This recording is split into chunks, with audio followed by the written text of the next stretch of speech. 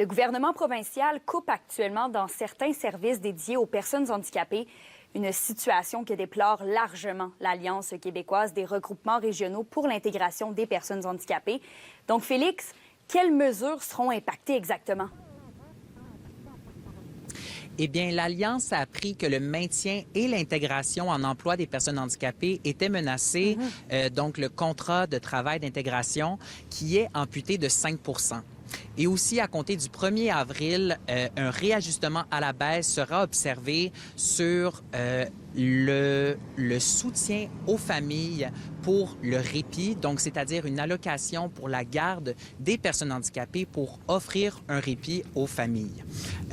Et le gouvernement songerait aussi à couper dans les soins à domicile pour les familles, pour les soins à domicile pour les personnes handicapées, donc en revisitant une politique qui date de 1988. Je laisse la directrice générale de la CRIF, Isabelle Tremblay, en dire davantage sur ce dernier point.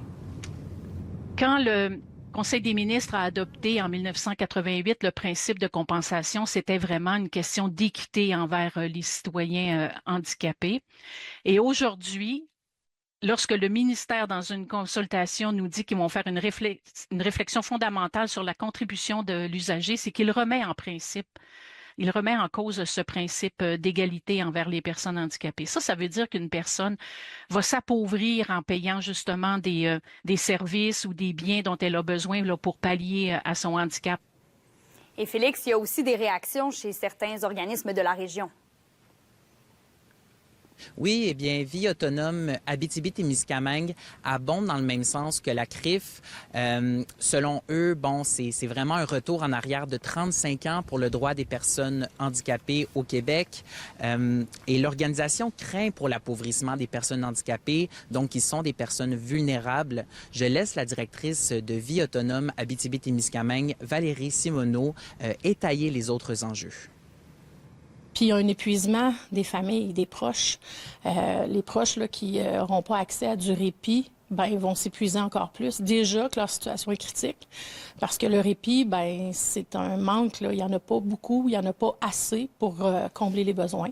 Donc, on va se retrouver avec une société de plus en plus malade, de plus en plus en difficulté.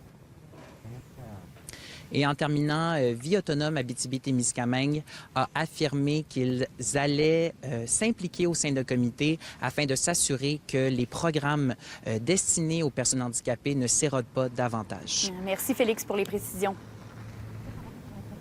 Je vous en prie.